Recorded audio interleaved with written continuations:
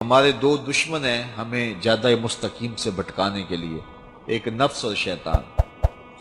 دو دشمنوں سے تنہا جان کا مقابلہ ہے، ناتواں اور کمزور جان نے دو دشمنوں کا بیک وقت مقابلہ کرنا ہوتا ہے۔ یہ بڑی اوکھی ڈیوٹی ہے حضرت انسان کی کہ یہ تنہا ناتواں جان ہے اور دو دشمن ہیں، نفس بھی بہت بڑا دشمن ہے، شیطان بھی بہت بڑا دشمن ہے، اور میں کہتا ہوں کہ جو نفس ہے یہ شیطان سے بھی بڑا دشمن ہے، چونکہ ہمیں تو شیطان بھٹکاتا ہے، بہکاتا ہے، ہم یہ کہتے ہیں، لیکن شیطان جب خود شیطان بنا تو اس وقت کوئی دوسرا شیطان تو نہیں تھا جس نے شیطان کو ورغلایا، وہ اندر سے پھوٹا، انا خیر منہ، میں بہتر ہوں، خلقتنی من نار وخلقتہ من طین۔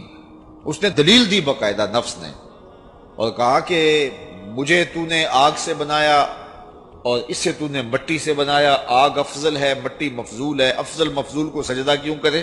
میں نہیں سجدہ کرتا۔ اللہ کی بارگاہ میں انکار کر دی اور دلیلیں تراشنے لگا، تو باقاعدہ دلیل دی، تو یہ نفس کی تراشی ہوئی دلیل تھی، انا خیر منہ، میں بہتر ہوں۔ تو یہ نفس ہے جو شیطان کو شیطان بنانے والا ہے، اور یہ ہمارا دشمن شیطان سے بھی بڑا ہے، اور اس کو قابو کرنا، اس کو رام کرنا یہ بڑا مشکل ہے۔ باج فقیراں کسے نہیں ماریا، باہو ظالم چور اندر نہ ہو۔ یہ بڑا ظالم ہے اور یہ اندر کا چور ہے۔ ایک بزرگ تھے، ساری زندگی انہوں نے اپنی زبان پہ میں کا لفظ نہیں آنے دیا۔ وہ فرماتے تھے اس لفظ نے شیطان کا بیڑا غرق کر دیا، تو یہ لفظ زبان پہ لاؤں گا ہی نہیں۔ شیطان نے کہا تھا انا خیر منہ، میں بہتر ہوں، تو ساری زندگی انہوں نے میں کا لفظ بولا ہی نہیں۔ کوئی جب اس مفہوم کو ادا کرنا ہوتا تو کوئی اور لفظ سے تعبیر کر لیتے، میں کا لفظ کبھی ان کی زبان پہ آیا ہی نہیں۔ اچھا، لوگ بھی بڑے عجیب ہوتے ہیں، ایک بندے نے سنا تو تعریف کرنے کی بجائے کہا لو کیوں نہیں ان کی زبان پہ یہ لفظ آتا، میں جاتا ہوں ان کی زبان پہ یہ لفظ آئے ہی آئے۔ چلا گیا، حضرت بیٹھے تھے، کہا حضرت ایک مسئلہ پوچھنے آیا ہوں۔ کہا پوچھئے۔ کہا شیطان کو کس چیز نے برباد کیا؟ حضرت اب تو کہیں گے کہ میں نے، تو کہوں گا حضرت آ گیا نا زبان پہ لفظ، لیکن وہ بھی بصیرت والے تھے، اس کی نیت کی کھوٹ کو سمجھ گئے۔ اتقوا فراست المومن فإنہ ینظر بنور اللہ، مومن کی فراست قلبیہ سے ڈرو، وہ اللہ کے دیے ہوئے نور سے دیکھتا ہے۔ تو کہا کہ حضرت یہ مسئلہ پوچھنے آیا ہوں، شیطان کو کس چیز نے برباد کیا؟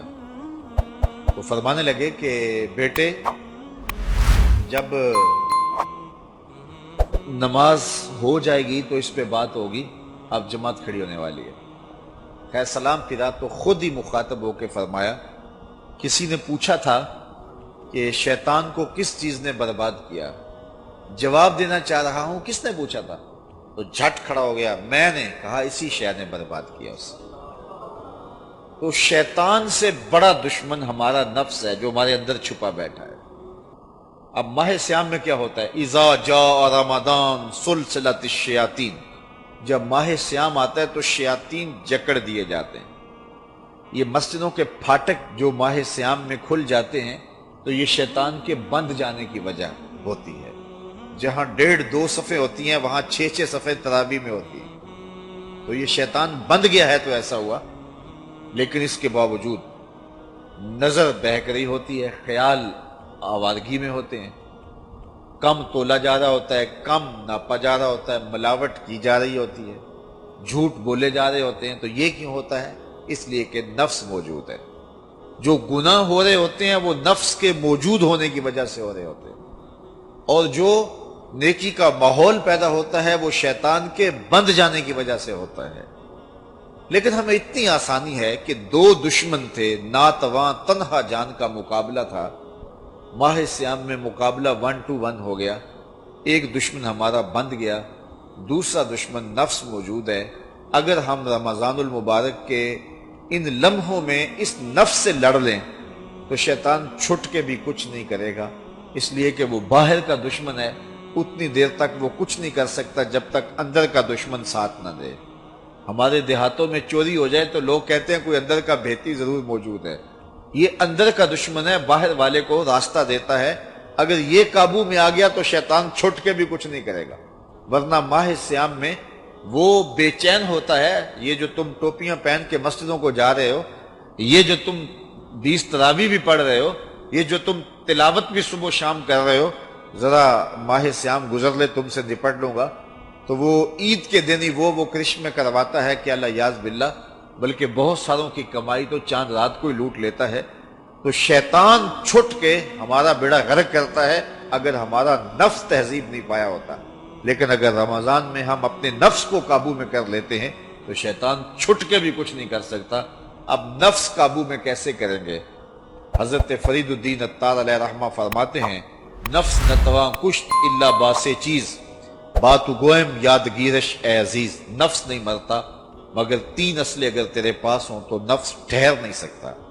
وہ 3 اسلحے کون سے ہیں؟ خنجر خاموشی و شمشیر جو، نیزائے تنہائی و ترک ہجو. بھوک کی تلوار، خاموشی کا خنجر اور تنہائی کا نیزہ، یہ تینوں چیزیں ماہ سیام میں میسر آ جاتی ہیں، اور نفس کشی کا یہ مؤثر ترین علاج